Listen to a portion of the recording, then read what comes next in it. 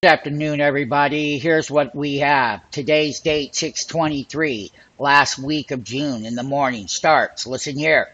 Google had a $16.85 range. That is perfect for the options because it has enough and it moves it, and that's why we make a lot of money.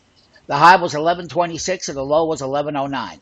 Money flow, $974,138,522. How about that? Now, this is a weekly chart behind me right here.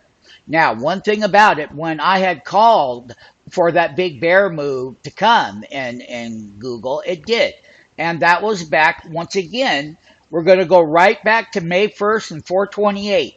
And boy, were we right. This thing got slammed. And when I mean slammed, I mean slammed. And the short side, the put options, you could have retired. Yeah, you could have.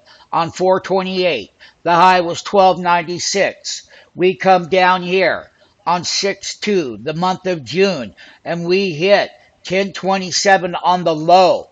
That green line was very significant.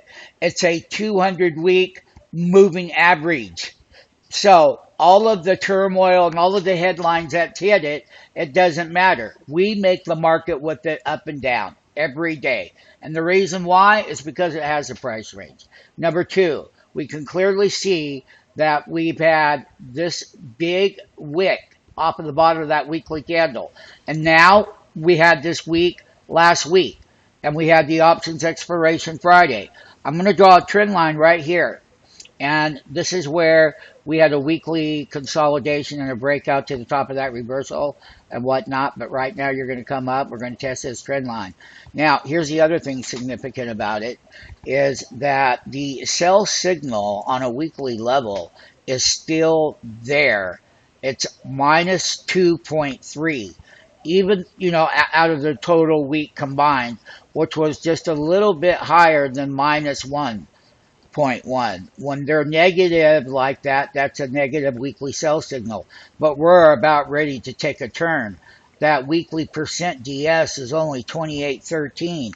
So depending on what happens tomorrow in the futures is that we will continue to trade it up and it will perform and we will get the right entry and the right exits on the call option. It's going to have resistance across here now and whatnot. But here's the good news, is that the lows are going to have a lot of support to get back up to that resistance line. You have a 100-week moving average up there at 1099. You have a black line, that's a 50-week moving average, 1144. And the 10-week is a blue one that's crossing over that 20. The 10 weeks at 1157.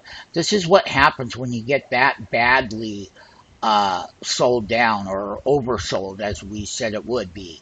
And whatnot. But the technical damage is like this all the way up here. The indexes don't have the technical damage, and a lot of other stocks are out of that technical damage. However, this is a great trade up to the highs, and that's exactly what we'll be doing. You will understand the day that you come here will be the better day that you've ever had.